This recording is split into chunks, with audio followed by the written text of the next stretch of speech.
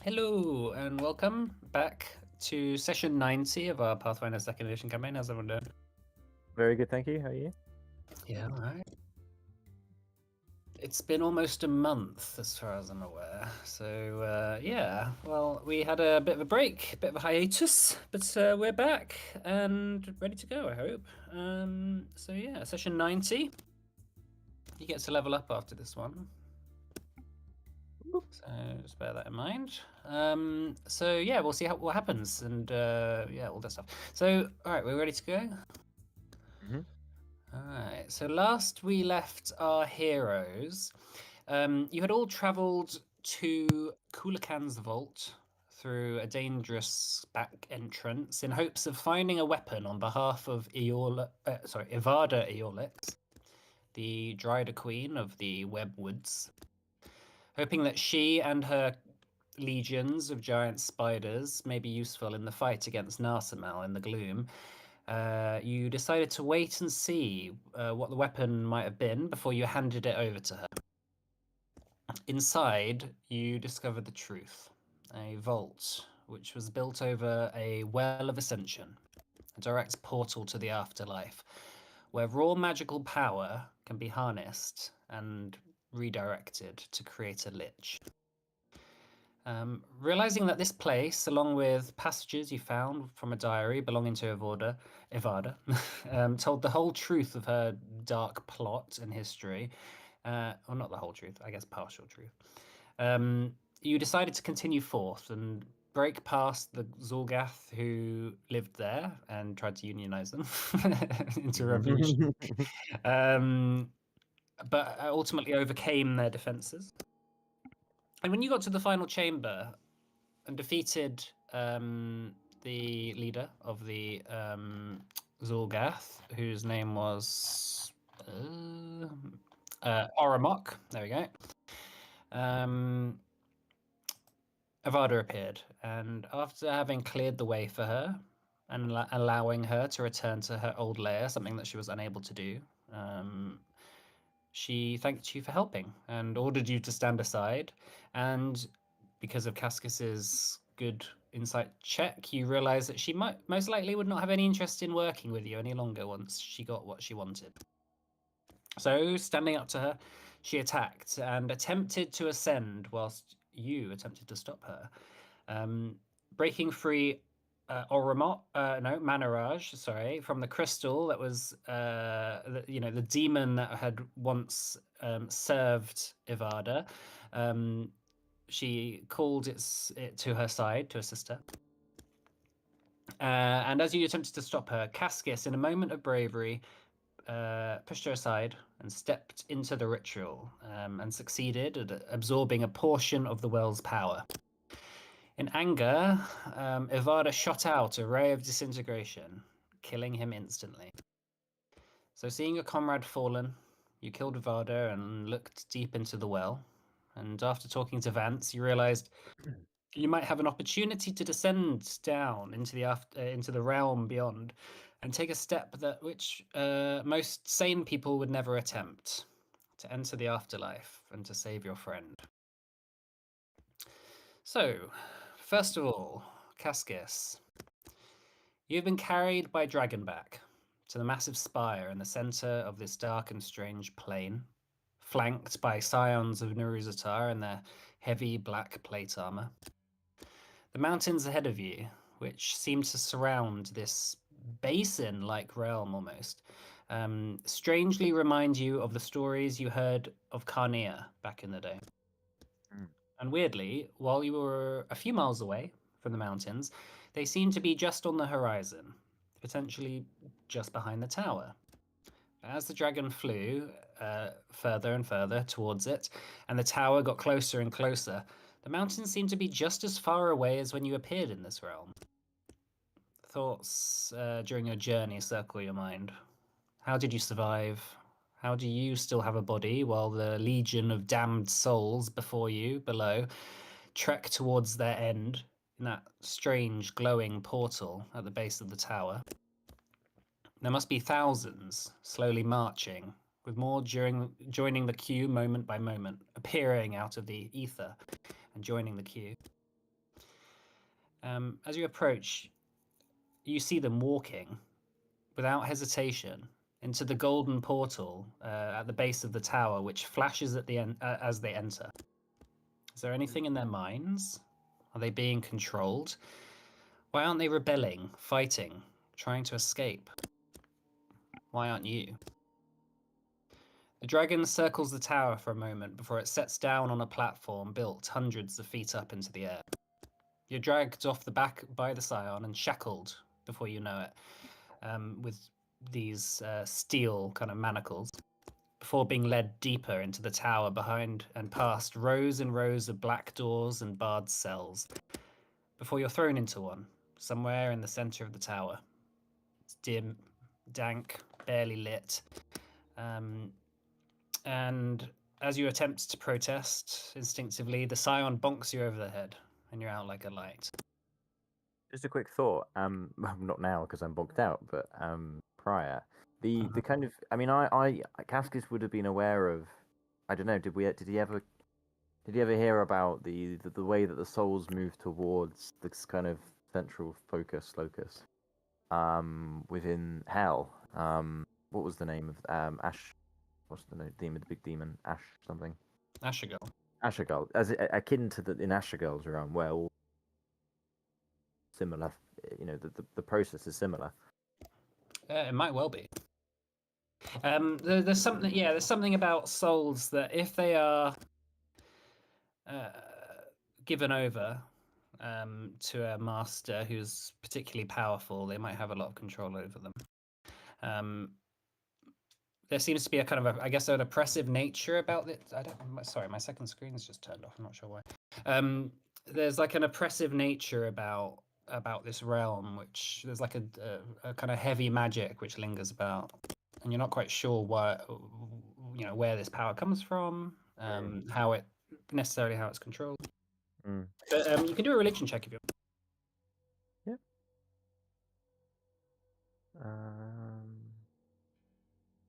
Okay. Hold on. It's always just when I've just started in D&D that my second screen just turns off. It's like it never happened before. What's law? 20.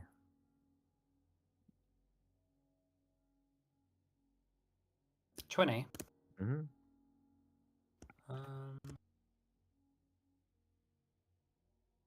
Nice.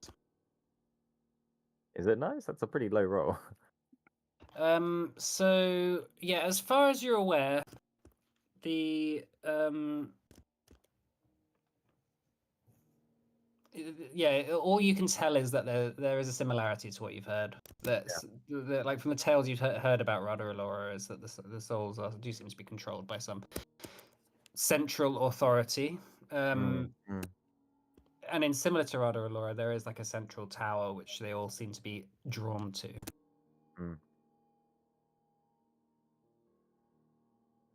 Okay. So, okay, I've literally lost everything that's on my second screen. All right, anyway. Just getting out. All right, so after who knows how long, you awaken in that dark, dimly lit cell. You see again that your hands and feet are bound with shackles, and they seem to crackle almost with magical energy, almost absorbing your power. What do you want to do? You can sort of crawl around, sort of get up onto your feet after a little bit of pushing yourself up. You can have a look around if you want. I think for a while at least, Cascus probably remains quite like hopeless and just confused, like he died. Like why? Like what? Just not like a kind of complete dissonance of the situation. After a while, kind of, as you say, maybe comes to a little bit, tries to just at least understand his surroundings a bit more. He tries to think of the kind of the coursing kind of anger and rage and that kind of pool of emotion provides him his fire power. But I presume, well, does it feel like he can access that feeling, or is it that you feel like you still have your magic? Yeah, but it's just being absorbed by the shackles? Well, I suppose like maybe the first thing you would have tried is to try and break them, or like try and like see if you can like do something about it. I guess. Keep them up, maybe. I don't know. Yeah. But yeah, as you sort of like focus your magical energy, it sort of the shackles kind of heat up a little bit and then zap a little bit, and you feel like a sort of sharp pain in your wrists that seems to grow as you channel your energy until the point where it's unbearable and you sort of stop. In the distance, you hear a voice. I wouldn't do that if I were you. You look up, and from the opposite cell, just beyond a corridor, across the bars of your cell, you see a dark shape in the corner, huddled away so that you would have missed him despite his size. In my cage, but just on the other side of it. Yeah, on the other side, there's like your cell, and then there's some like bars, Okay. and then there's like a sort of corridor, and then on opposite you. On the opposite. Yeah. The figure sits up a bit and leans forward so that half of his bald head is illuminated in the torchlight from the corridor. An old Goliath, barely clothed in tattered rags, barely big enough to cover his bulging muscles. Tattoos and battle scars cover his body and face, and his hands and feet are shackled, the same as yours. They seem to be more awkward and uncomfortable on him because of his size. Got a long grey beard that seems to sort of reach down to the kind of middle of his chest. He says, after a while, I've got to say, it's nice to see someone else in here. As bad as that sounds. Well, if you couldn't get out, then there's no hope for me. Kind of slumps on the ground in his cell.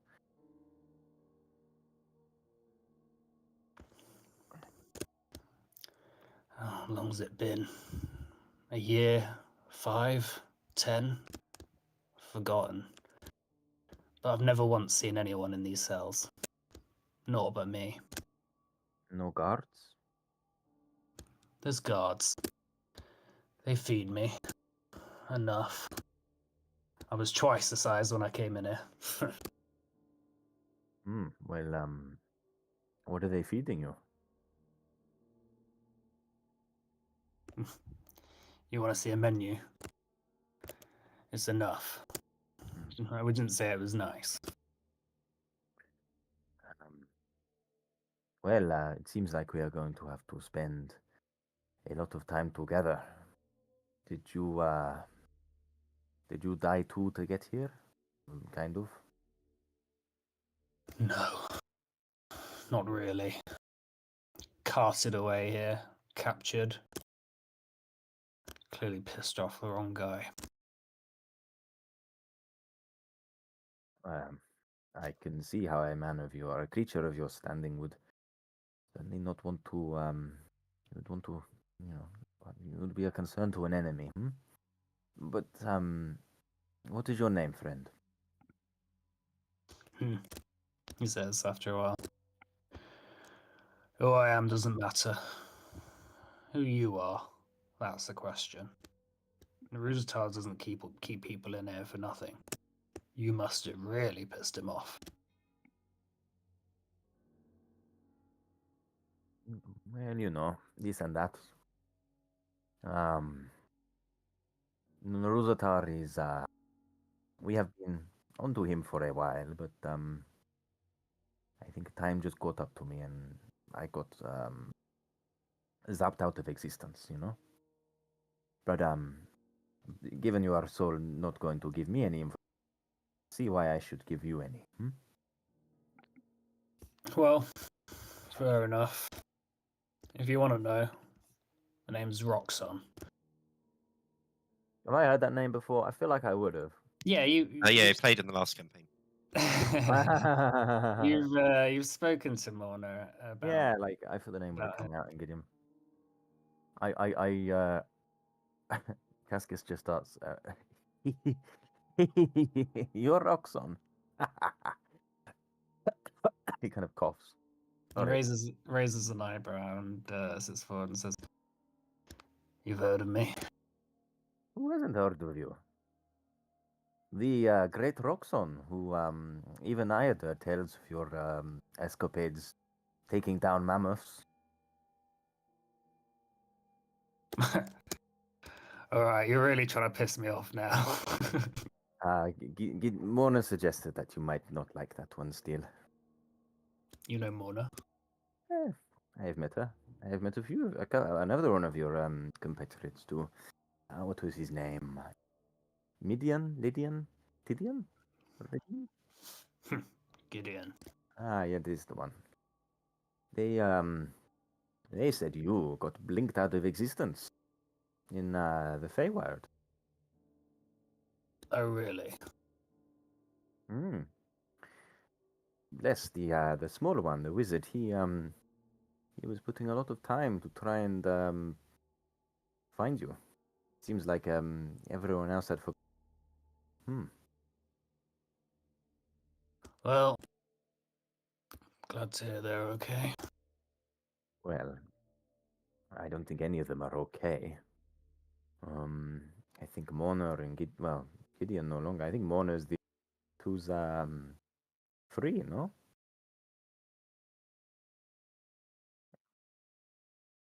Last time I heard, Gideon was. He was. We were trying to get a time stone, and we were with Gideon, and he he um he gave himself in a matter of speaking. I do not know what happened to Nuruzatar. Um, the Pentasta be praised. He hopefully will be here soon. Along with what is the name of the? Yeah, I do not know the other names. If you say the name, I might remember them. They might be here too. No, have you not considered this complex as big? Well, I hope they're not here. At least Chinook. He's the reason I'm here in the first place. Ooh, division. I like it. Is it juicy? No. It was the Feywild. Neruzatar's goons came, caused a fuss. Chinook and I went to check it out. When we returned back to the camp, back to the village, it was under attack. I stayed behind. Now I'm here. Chinook and his family got out. Did they abandon you? Or did you do one of those things I tried to do but ended up getting killed? Right. It's a bit of both. When you're in the moment, it's easy to be a hero without knowing how long you'd be here. I thought they would just kill me. I've been in prison before, but a week feels like a very long time. So I'm sorry. It is you must have gone through a lot here and be going through a lot. The a door kind of slams in the distance around the corner, so you can't quite see where it's coming from. You hear some hurried footsteps. After a moment, a sort of cloaked figure approaches the cells, sort of looks over at you and at Roxanne, turns and faces you. He pulls down his hood, and you see not a mortal. I guess just a skull, a skeleton, in a sort of monk's robe, I guess is the best way to describe it, with like the kind of like rope kind of tied around his waist. A book, what seems to be a holy book of some sort, like a black grimoire, hangs by his waist. And a voice comes from his mouth, even though he has no vocal cords, there's no tongue, but a sort of disembodied voice comes from his body and says, "Kaskis Provriv, that is your name, correct?" Yes. "I am Viridian, the binder. You are my prisoner." As you are speaking factually correct, I think. And 2, I am your lawyer. So if there's anything you need to tell me, then perhaps we shall be out with it. Hmm? So my prisoner is also my lawyer. Your jailer, to be precise. I see. You are a man of specifics. I am not only a man, I am your only hope of getting out of here in one piece. Were you his hope of getting out here in one piece? I kind of nod. He just looks over his shoulder at Roxanne and says, I am the lawyer for everyone in this prison.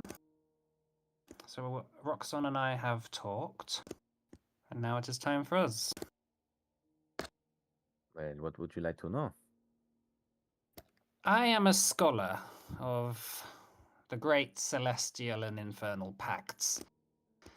The balance of power among the planes is written in contracts, you see. I studied them, shaped them, and many times broke them. That did not sit well with the silent arbiter, so I now exist here, a prisoner of my own knowledge, as you are a prisoner of your failures to work within the mortal seal.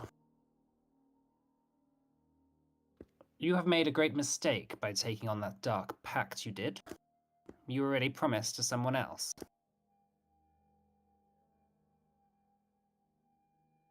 Well, it was a pretty spur of the moment thing, and I must confess I'm regretting it at times. So does that mean I'm going to be moved there? A claim has been levied with your pact maker, Castian. We potentially will hear back from him soon. As of now, you are Null's prisoner. But, hear this. You have died. There is not much chance of you coming back to your previous plane. I will tell you that.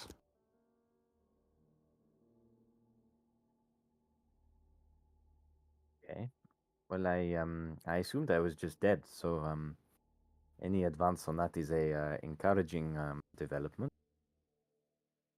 This is where I come in.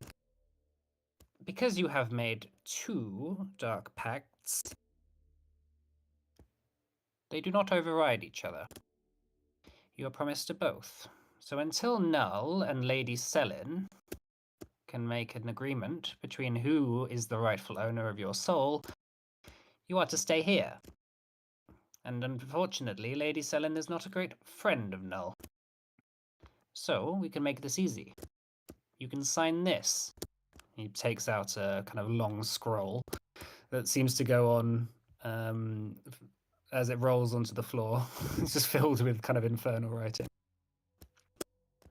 This signs away all rights that you have to Lady Selin's contract and breaks it, and puts you under Null's protection. A form of asylum, so to speak. If so, you'll be in Null's service from now on.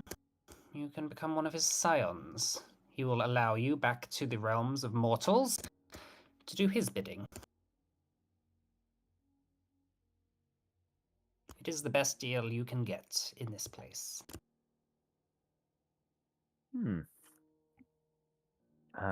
Why do you This looks like a paper that took a lot of time to write, no? Why do you care? Why not just leave me off to Lady Selin? Unfortunately, it is my job. So this is all just because you want one more soul out of the 10,000 passing through the big light. You are but no ordinary soul, are you? There's something tethering you to the world beyond. And what if I refuse to sign? It sounds like you have just given me a bit of leverage, no? You should have said I was a useless soul. You said I am worth something. That was a bit silly. I am your lawyer. My job is not to lie to you. But you are also my jailer, no? So it is your job to keep me here in the service of whoever wants me to be here. We're all prisoners of our masters. Unfortunately, I have no more control of you being here than you do. Well, how about this? I will read your contract. This time I will actually read it, and you can come back and we can talk about this. We'll see how you feel after 200 years.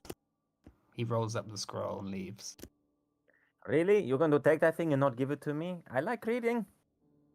He closes his door behind him. Roxon says, I didn't sign it either, to be fair. Ah, you were offered to be a scion, no? Naruzatar does not have as much power as he says he does.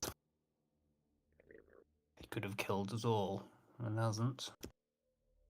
So what was that thing he was on about souls being different? Make a diplomacy check.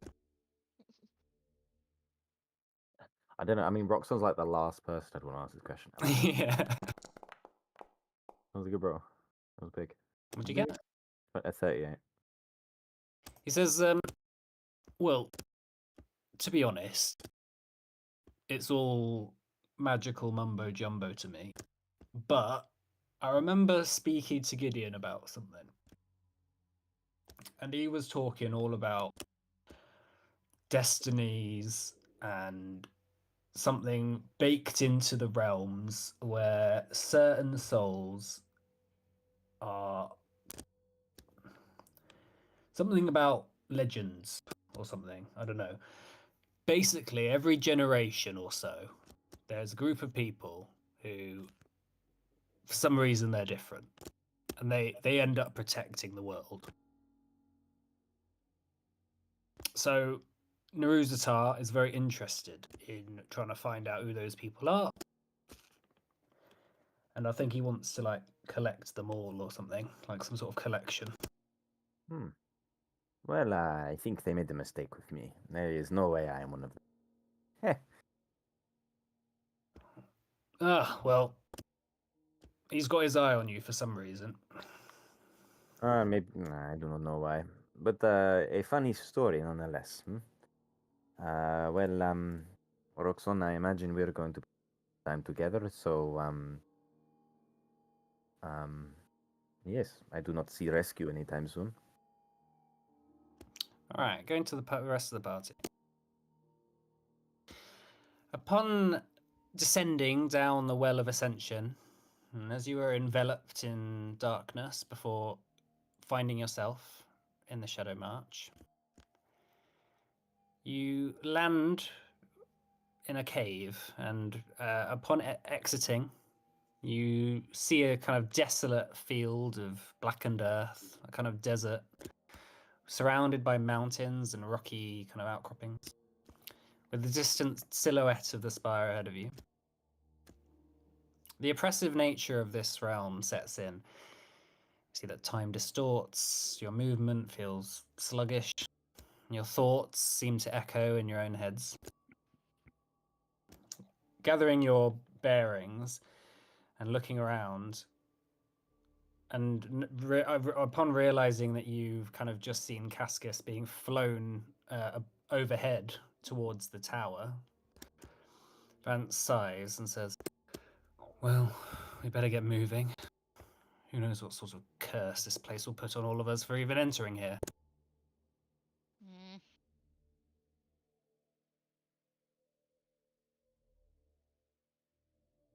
Yep.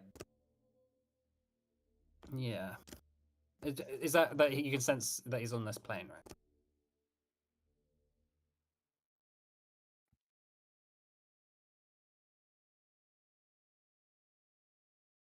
You can sense him, yes.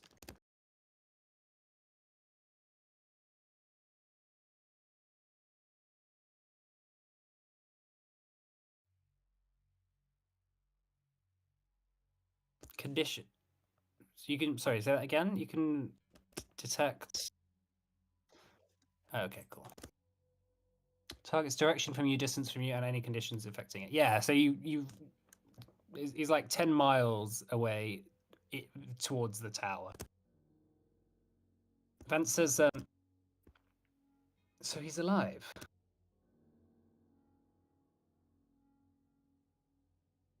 We saw him get turned to dust. I thought he'd be a soul. Like those. He points over to the long road full of spectral beings that are sort of slowly marching towards the town.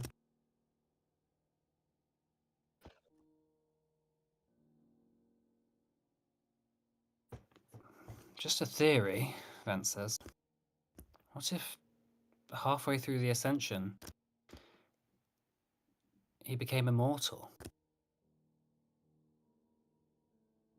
He just got transported here, where he would reunify, become alive again. No.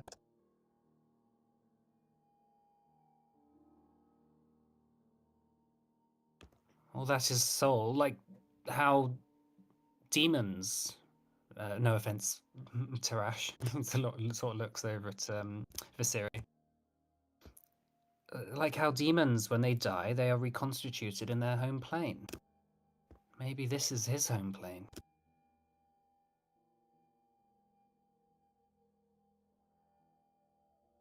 This isn't right. Mortal souls should not. This should not happen. Even liches need some sort of grand ritual.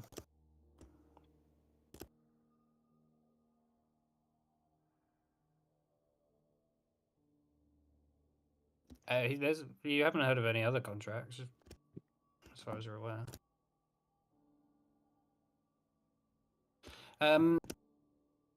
He points over to a kind of a black river, massive ahead of you, sort of separating the road ahead from yourselves. Vance says, "So that's the Veriflow. Sorry, the Veil Flow."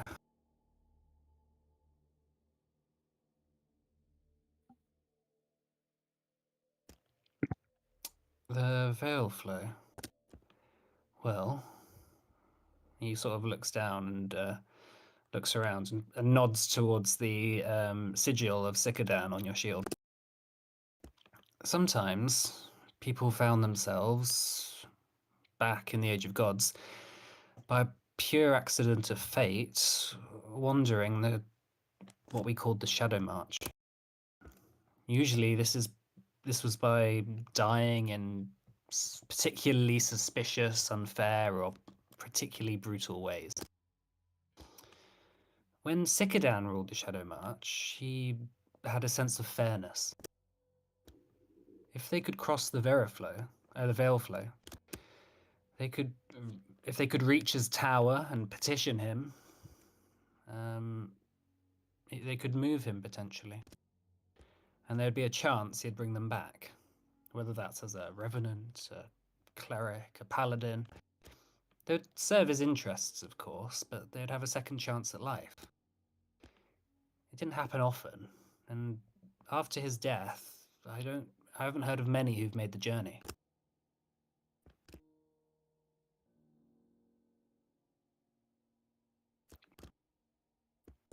But I do remember there was a few back in the day, and I learnt from them what this place was like, but I've never been here, never experienced it for myself.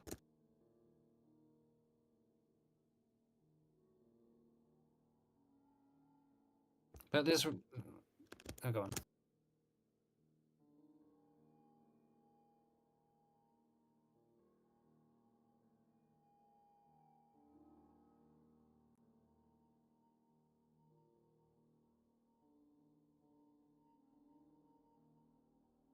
Well, there was some other things that you should know about the Veil Flow, and the Shadow March in general.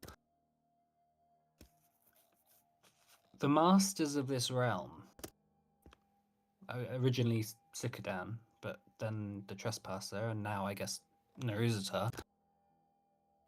It's built into this realm that people cannot die. You cannot take a life here. People are always immortal. They can be captured and imprisoned, and they can be messed around with, but if you die, you just appear somewhere at random. Only souls that pass through to this place are kind of under the control of the people who master this realm. But that means that even Naruzatar, if he really is here and he really does master this realm, he cannot harm us. He can only capture us.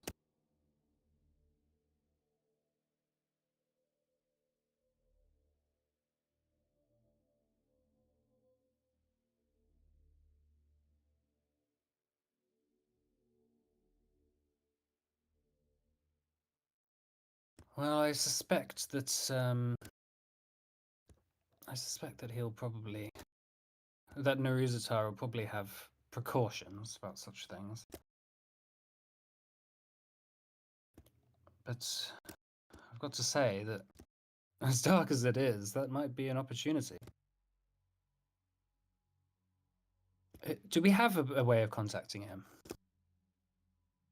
Not at the moment.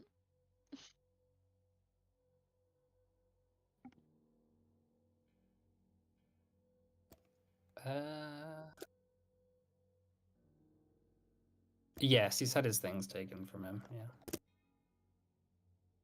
I'll freak out really loud.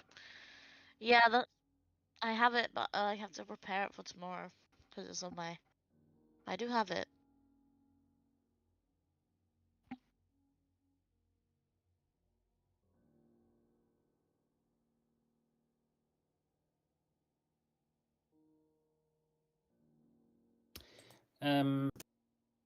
Nick says, "So how do we cross? How are we going to cross that river then?"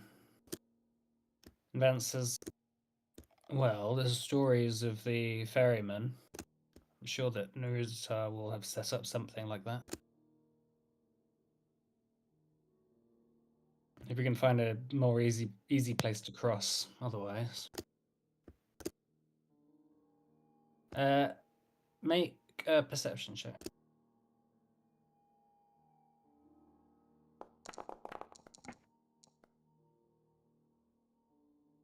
Yeah, it must be about 500 feet across. From this distance, it doesn't look quite. It doesn't look narrow, but it is far away. But it's not like a huge gushing stream. It seems quite still from here, but it is wide. Vance says, "I have heard stories of people trying to cross it by swimming. Some say that because you can't die in this realm, well, because you can't necessarily be killed, people have found themselves trapped under the waves, carried away somewhere else, and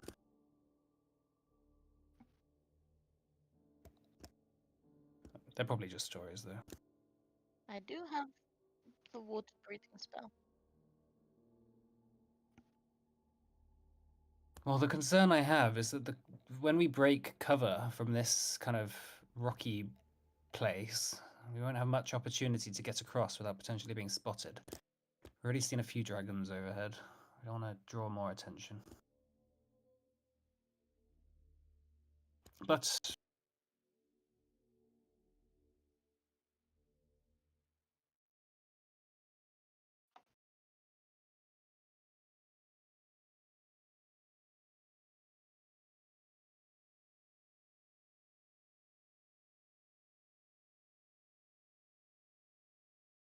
he points over in the distance. There seems to be some sort of like small little grouping of buildings, kind of close to the bank of the river. He sort of points out what seems to be like a dock, on the sort of this side of the river. We could check it out, but I understand if you don't want to potentially break cover.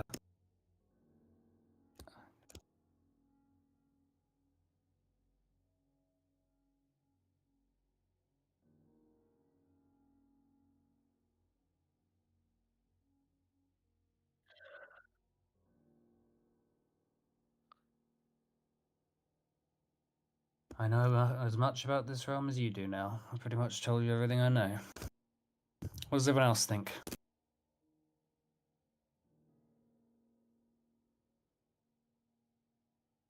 Henning, what do you think? Oh, has he gone to get his dinner? Oh, he might have actually.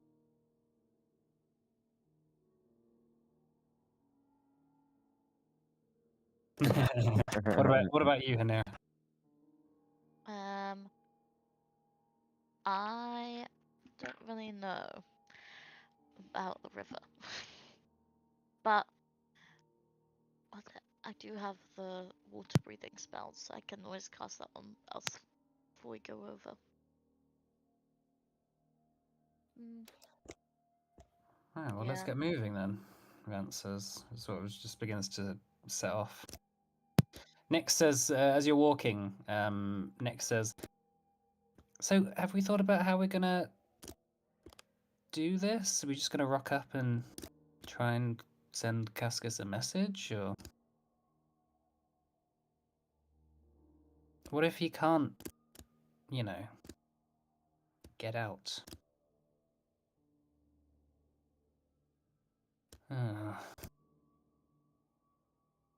Thanks. It's a big bit. Well, it's a big building. He could be anywhere in there. Do you know exactly where he is?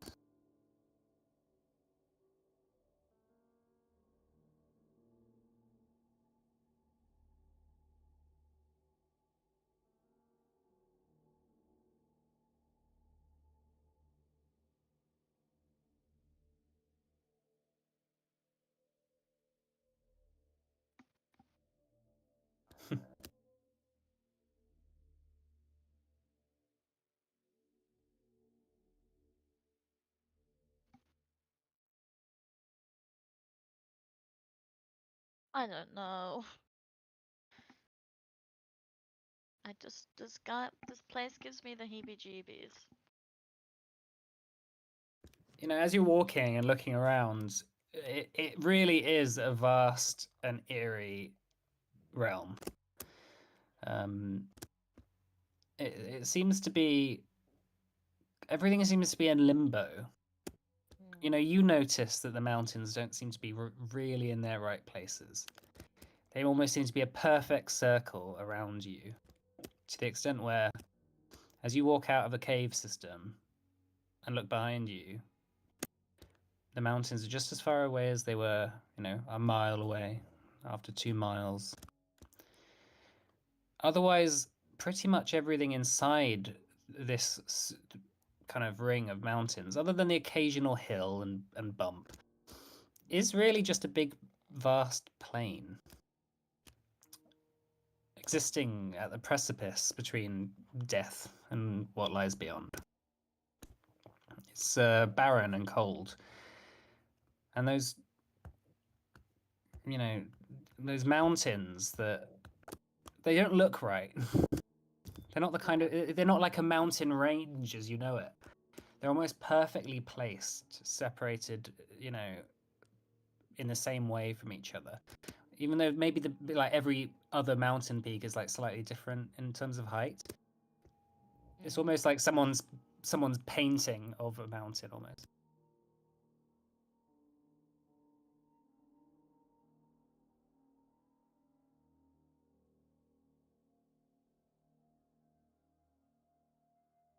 They just don't seem to get closer.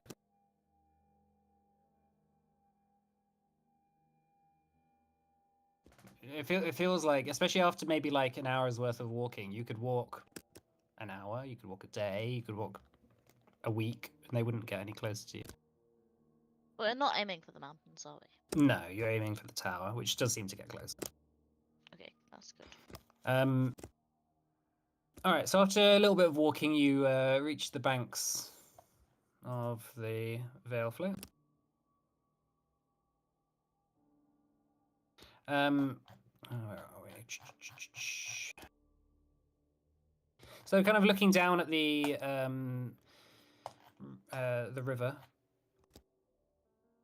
Oh, sorry, hang on, just a sec. I've lost my position in my notes now.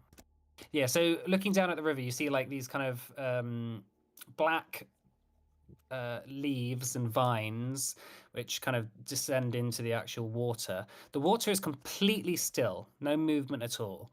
And looking down, there's no fish that are swimming, no river flow. Like you can't quite tell whether it's going one way or the other. And it seems to be almost be this kind of perfectly black liquid. Maybe not even water. Viscous almost. Maybe like oil or tar. Having a look, yeah, the sort of like there's a collection of kind of what seems to be maybe some shacks almost. There's no trees around here, but maybe shacks made out of kind of old pieces of wood in the distance where that ferry dock is. You know, there's like one singular lantern kind of hanging from a one of the shacks that is just sort of like looming over the river itself.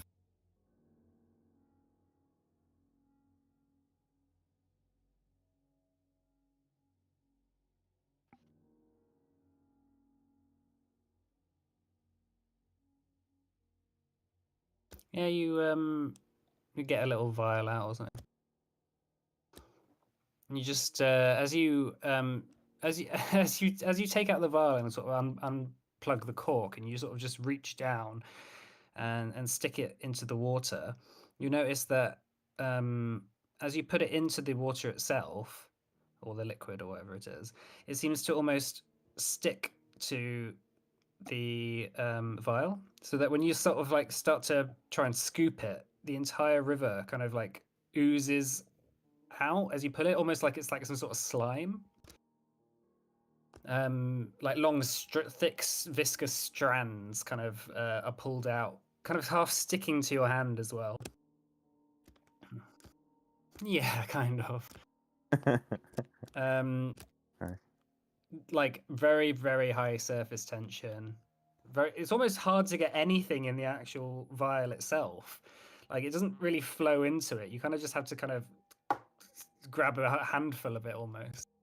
But as you sort of pull your hand away, it has a lot of resistance, almost like it's trying to pull you back in. Can you make a strength saving throw?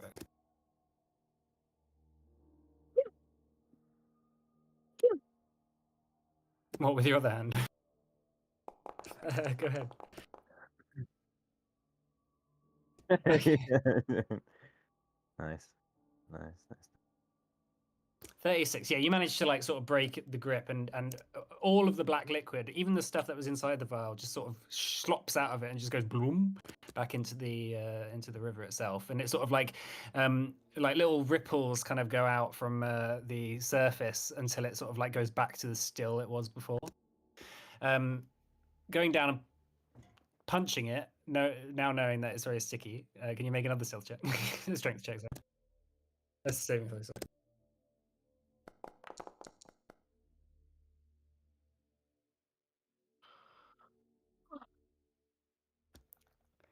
Yeah, as you punch it, it does suddenly like sort of like it almost gives way, and half your arm goes into the water, and you kind of half lose your footing.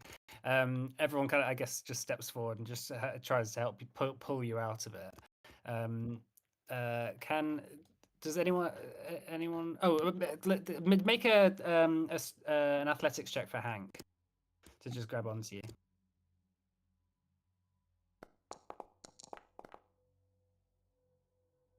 Yeah, like you are kind of half stuck there for a moment, and then Hank kind of just helps pull you out. Good old Hank. Just biting onto the back of your belt. Vance says, that was... what the hell is that thing?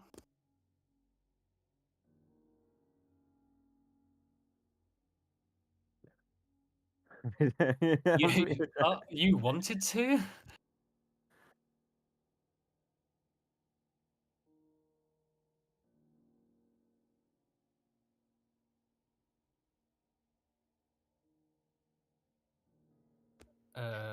That kind of egg thing that humans eat.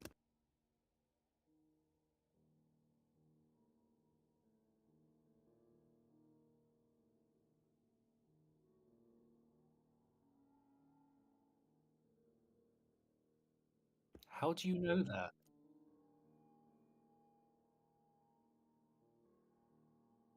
I've never punched my food. But okay, fair enough.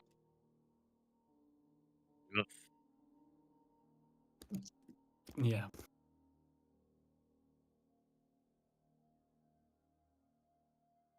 Crazy. Well, I think we might have seen the same performance.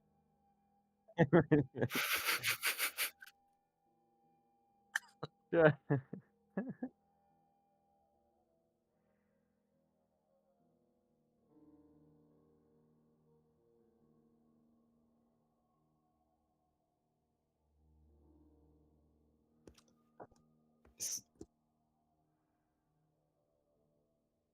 It seems like more like a glue trap than anything else, I'm afraid. So it's either we go over it or we go get a boat. Vance waves his hand, and you all are kind of transformed into ghastly, undead-looking folk. Maybe this will make you fit in a bit more. I don't know. Got to do calcifers. Oh, sorry. He just waves his hand. You turn into a big skeleton orc. Hanera, you look like a kind of banshee. Kind of long, sort of spectral hair. Oh. Like kind of half floating off the ground. Henning, you look like a kind of like a zombie. And Cyan, yeah, Cyan kind of looks like a ghoul. And Vance just looks like Vance. Better?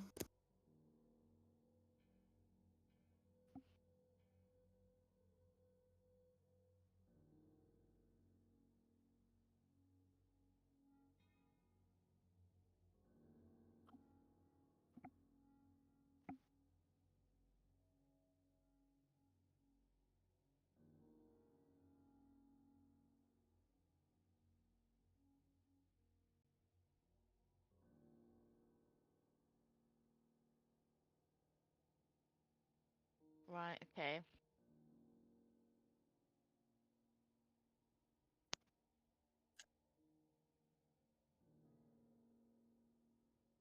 I can't fly. I can cast fly on you. I was not doing it for everyone.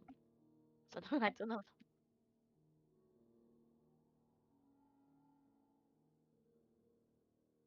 You want me to cast it on you as well? Okay. I'm incorporeal. I could technically fly if I want to, Vance says. Alright. Yeah, kind of. People get intimidated if you hover a few feet ahead of them, above them.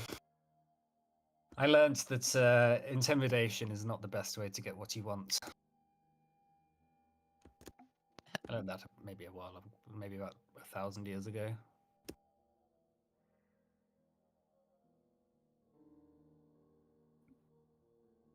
All right, so you continue walking towards the little settlement in the distance. As you sort of walk past these kind of dilapidated houses, kind of peering into the open shutters of each building, they all seem to be mostly empty. As far as you can tell, no one really lives here.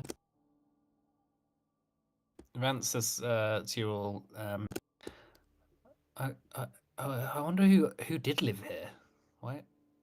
I don't expect there to be a large community of people in this place. Eventually, you come to the shack at the end of the kind of row of houses. The okay, cool. The singular shack that has the light kind of hanging out on the outside. There seems to be like a brass kind of door knocker on the front. Vance kind of looks you all up and down. Should we knock? Yes. Who wants to knock on the door? I'll knock. Knock, knock. After a couple of knocks, you hear like a slight shuffle behind the door, which then creaks open. But you don't see anyone on the inside. Just a kind of dark room. A sort of welcoming entrance. Hello? Make a perception check.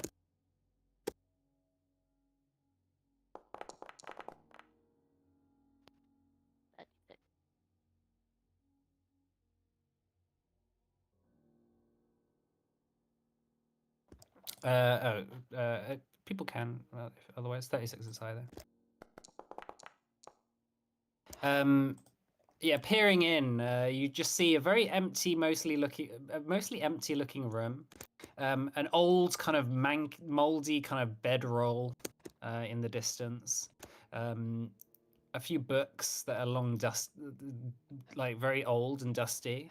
5 or 6 bookshelves, I guess, full of books.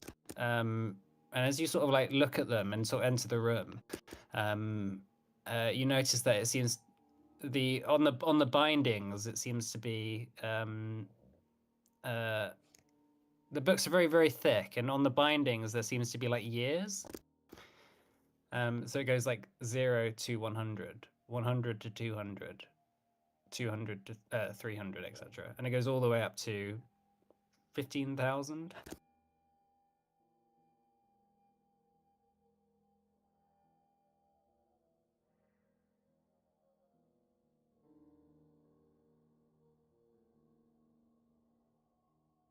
Oh, do you say something?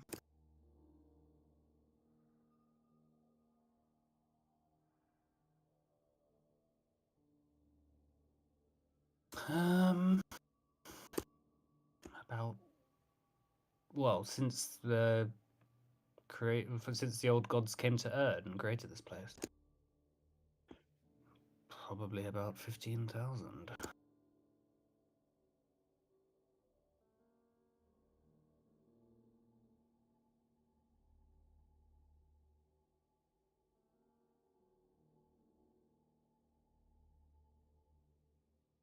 The most recent one, as you sort of pick it up and begin to flick through the pages, it's just rows and rows and rows of names. And then you hear like a slight shuffle behind you, and you hear a and turn around to see this kind of, again, a skeleton in like a kind of monk's robe. Can I help you?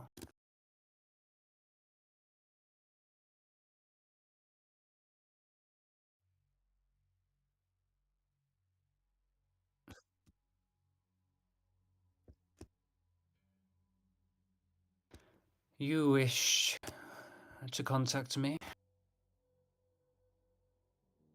I assume you want passage.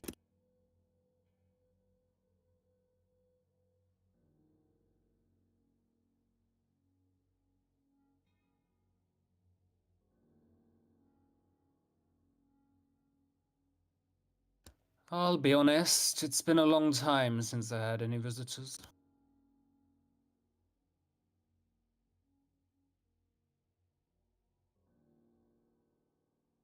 I'm just surprised that there's any left who wish to cross.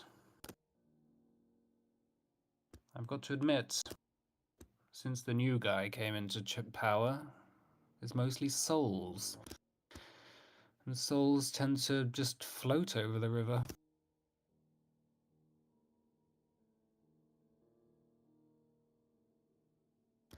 I haven't met him. But like the last one, I didn't vote for him.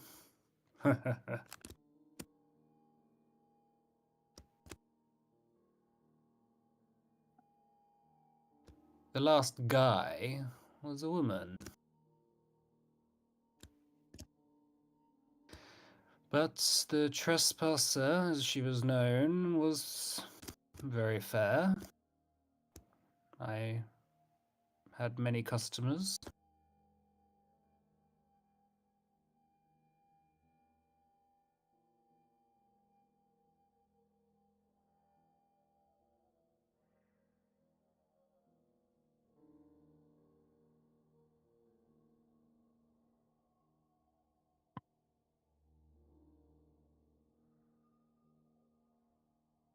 Well, I assume you seek passage across the Veil Flow towards the spire. The current does not carry the living so easily.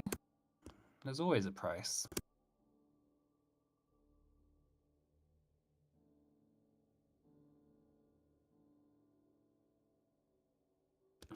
No. Dead people don't tend to carry much of that with them. Well, the dead pay with their silence, with their surrender.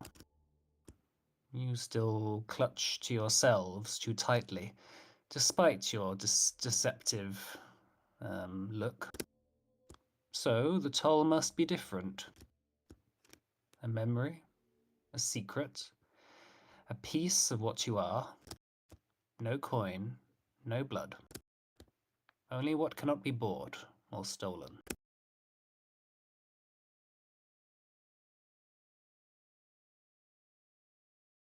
Indeed. You can try and cross another way. Many have tried, but they either always come back here or they never return.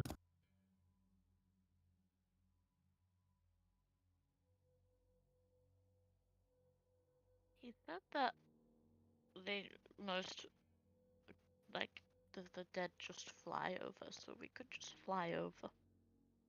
Aye, he says. You could fly over.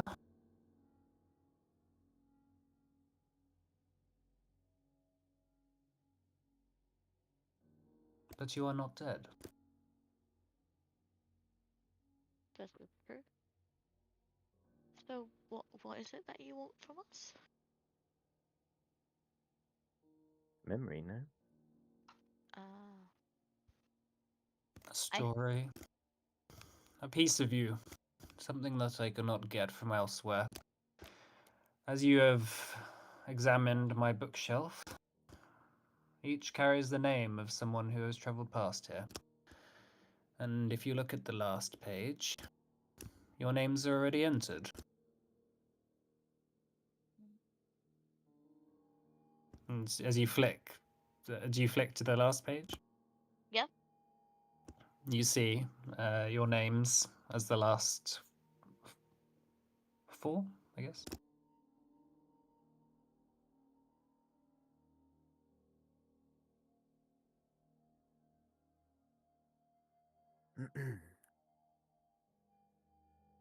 So, it's something to remember you by. I have a memory of each of those who have passed through here.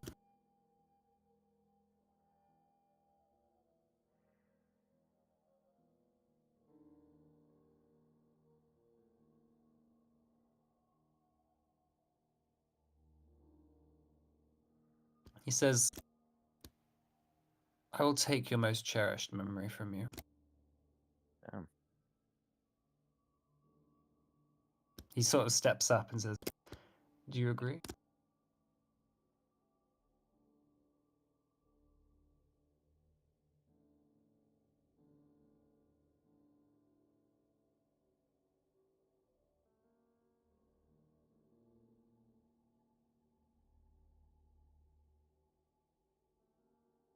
You do. But only you know that.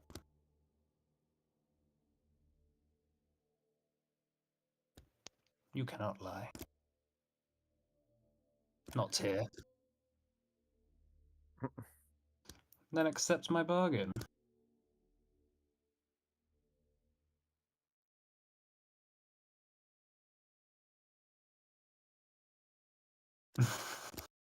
What? He waves his hand and says, you have already agreed, clearly. Please, this way. He leads you out the room, if you wish to follow.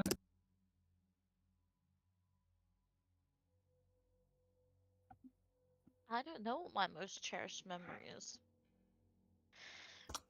Indeed, he says as he walks you to the boat. It has already been taken. Oh. Well, that was easy.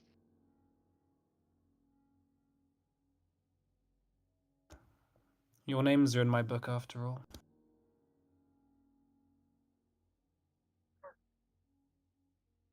Was And the most cherished memory giving you the memory, and that's why you don't remember? well, let's say you will feel the weight of its absence, but such is the way of things. Step aboard. The river does not wait. He sort of leads you to what seems to be a quite nice looking, ancient almost looking rowboat. The masthead seems to be a kind of sea serpent of some sort, painted pristinely in kind of like a black, blue, and gold, with two red eyes and a red tongue which comes out of like a gaping maw, almost like in a grimace almost. He sets himself down at the back of the boat and begins just sort of like waves you on board. I go on board.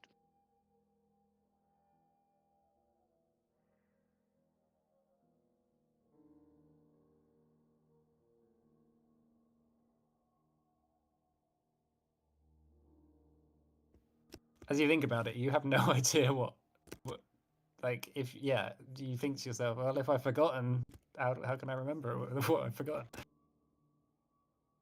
What about your wedding? Or your wife? Or your children being born?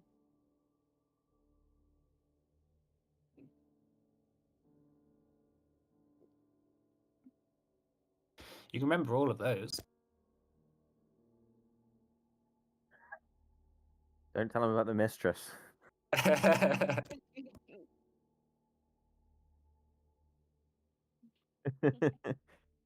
Possibly. You are bound. Oh, go on.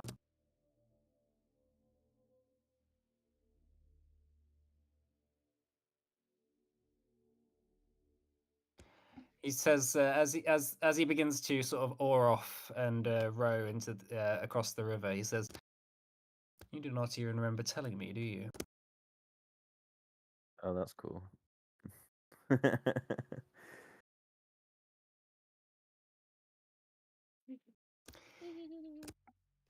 Well, you are bound for the silent judge then. If you seek him willingly, please tell me why you've entered here. I will not reveal your secret.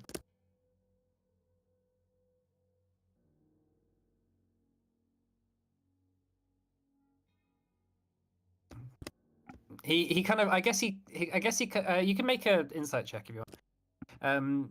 But sort of like looking at him, like he definitely can tell that you're suspicious of him. 33. Yeah. When he sort of recognizes that you're suspicious of him, he says, "I have been here longer than Aruzta. I've been here longer than the trespasser. I have been here just as long as Sikadan, and some say before." I'm say the don't.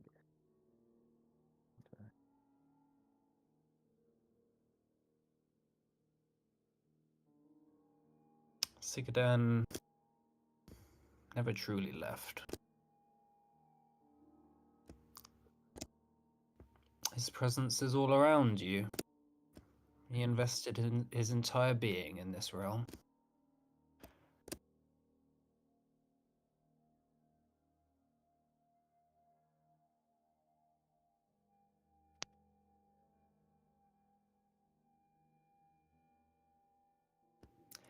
The person who you know to be Sikadan is gone.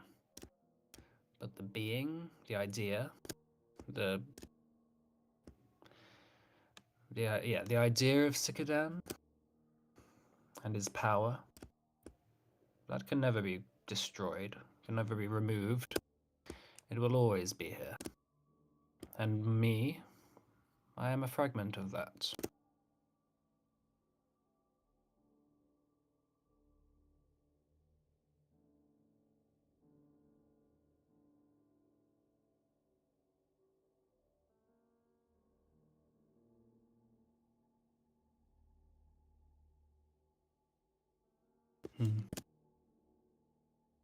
Yes.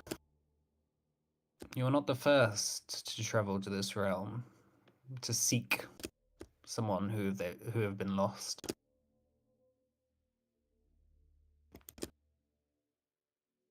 But you are not the others. This path has been walked before, but perhaps there are cracks that can be exploited. Perhaps the march can be broken. If so, tread carefully. The judge does not take kindly to those who defy the cycle.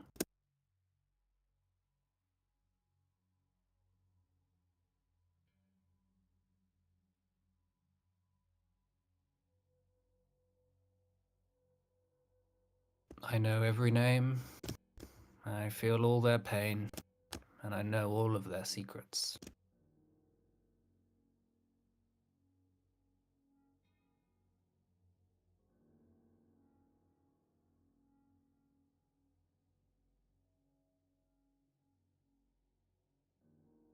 I would know.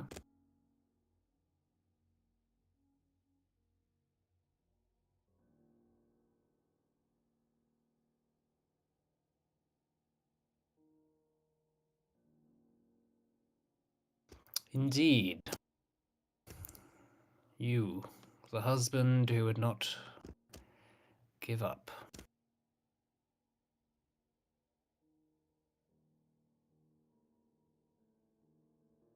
What do you wish to know?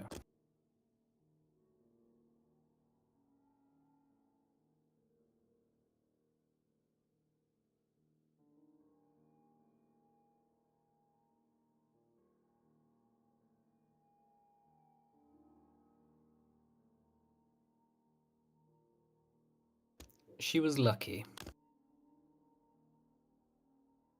She died just before Naruzatar changed the rules.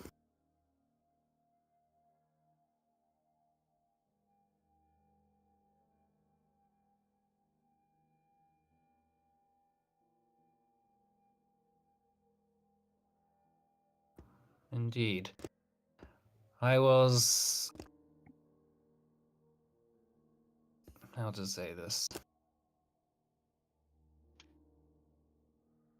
I met everyone. They all passed through here. The gate had not been used in that way before. Until Naruzatar. Or so-called Null, as he is spoken today. He motioned, as he's sort of rowing, he motions over to the road that you see all the kind of spectral people walking towards the gate. He says, and there was never this many people before, not all at once.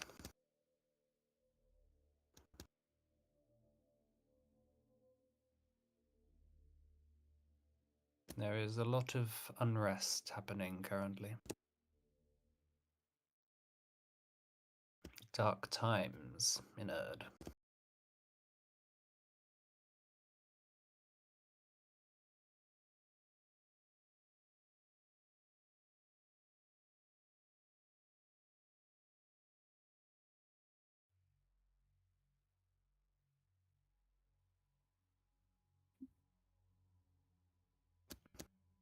If he could smile, he'd be smiling.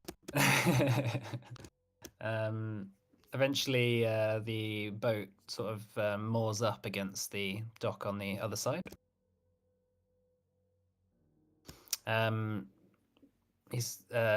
He motions for you to step off. The toll is paid. The journey ends here. Beyond this shore, the path is your own.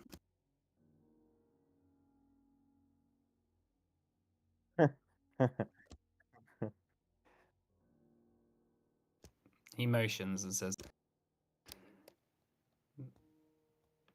there are not many return tickets on this journey. Oh. But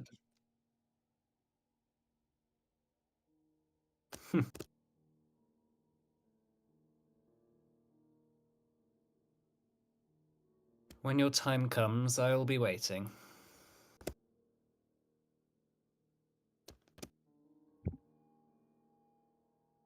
It's kind of ominous. He starts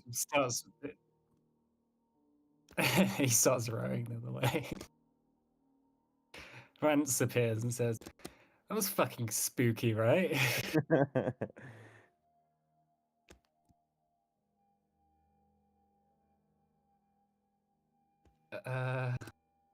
Well, I don't remember what happened there either.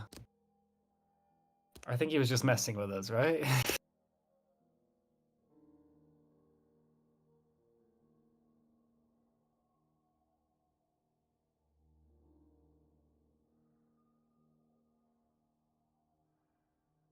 No. Never mentioned it. You never mentioned it.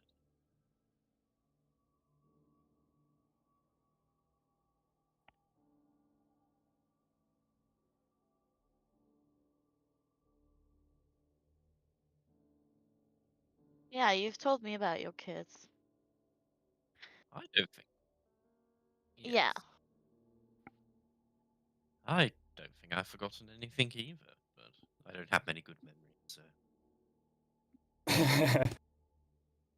My only good memory. I can't remember it. Yes, vividly. All right, we'll take a break here then. Yeah, 15 minutes.